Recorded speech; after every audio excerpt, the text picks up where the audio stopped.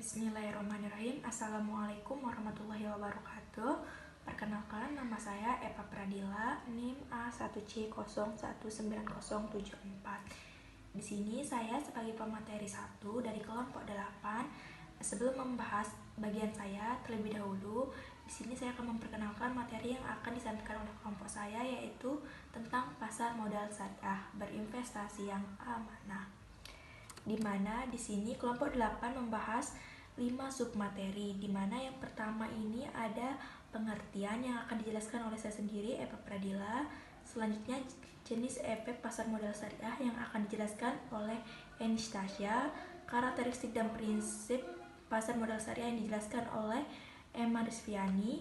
Manfaat pasar modal syariah yang akan dijelaskan oleh Emma Saputri Dahari, dan peraturan perdagangan yang akan dijelaskan oleh Emma Pratiwi. Baik, untuk mempersingkat waktu langsung saja ke pertama pembahasan yang saya bahas, yaitu pengertian pasar modal syariah. Pasar modal syariah adalah seluruh aktivitas di pasar modal yang memenuhi prinsip-prinsip Islam. Terdapat dua faktor utama yang membentuk pasar modal syariah, yaitu pasar modal dan prinsip Islam di pasar modal. Aktivitas di pasar modal mencakup pelaku pasar, infrastruktur pasar, mekanisme transaksi, dan efek yang ditransaksikan berdasarkan prinsip-prinsip Islam. Prinsip syariah di pasar modal adalah prinsip hukum Islam dalam kegiatan syariah di pasar modal berdasarkan Fatwa Dewan Syariah Nasional Majelis Ulama Indonesia (DSN MUI). Sepanjang fatwa dimaksud tidak bertentangan dengan peraturan otoritas jasa keuangan tentang penerapan prinsip syariah di pasar modal atau peraturan otoritas jasa keuangan lainnya yang didasarkan pada fatwa DSN MUI. Baik, sekian yang saya sampaikan. Selanjutnya akan disampaikan oleh teman saya. Selanjutnya saya Anastasia, NIM A1C019073 akan menjelaskan tentang jenis efek pasar modal syariah. Jenis efek pasar modal syariah ini dibagi menjadi 3, yaitu yang pertama saham syariah, yang kedua obligasi syariah atau suku, yang ketiga reksadana syariah. Baik, yang pertama yaitu saham syariah. Saham syariah merupakan salah satu jenis investasi yang diterbitkan oleh emiten yang kegiatan bisnisnya tidak bertentangan dengan prinsip syariah. Contohnya yaitu bisnis minuman keras, hiburan seks, makanan haram, riba, dan perjudian. Yang kedua yaitu obligasi syariah atau suku.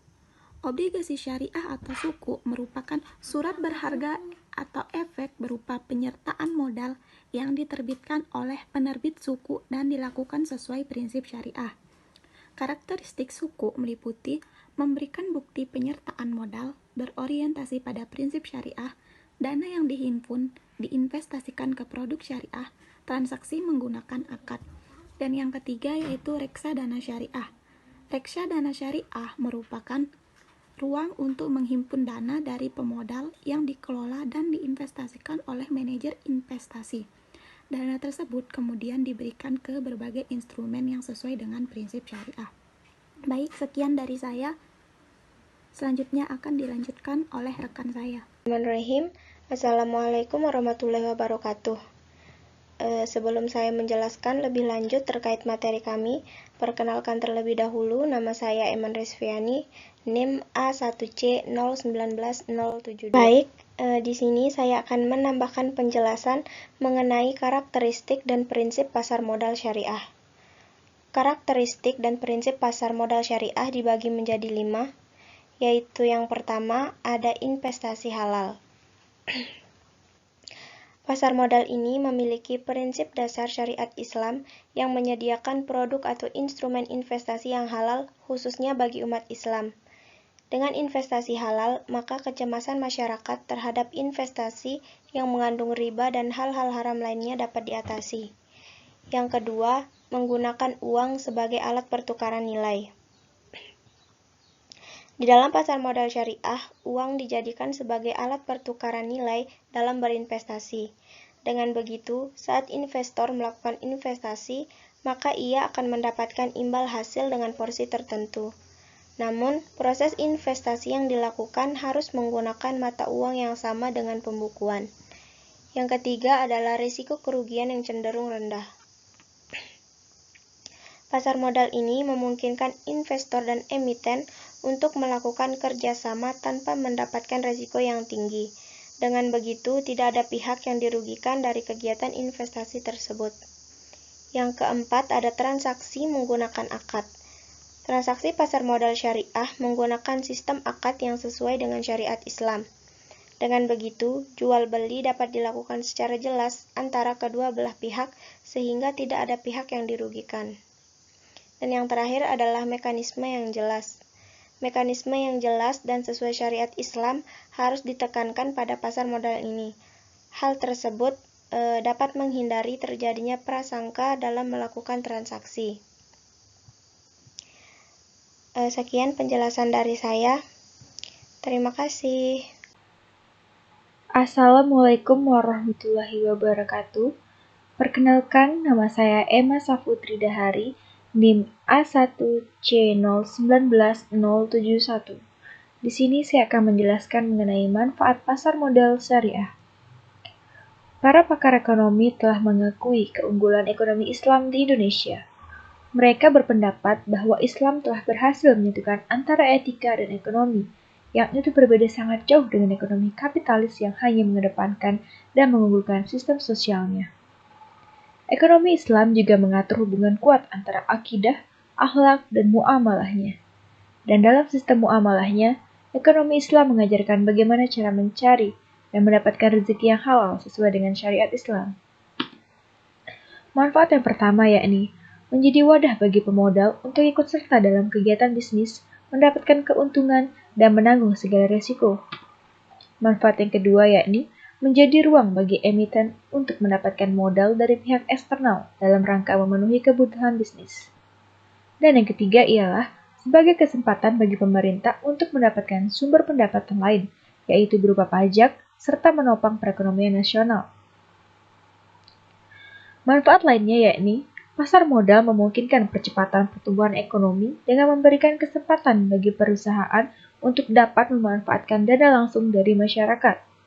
Yang kedua, menyediakan sumber pembiayaan jangka panjang bagi dunia usaha. Yang selanjutnya, memberikan sarana investasi bagi para investor. Dan yang terakhir, memberikan kesempatan memiliki perusahaan yang sehat dan mempunyai prospek. Sekian yang dapat saya sampaikan. Terima kasih.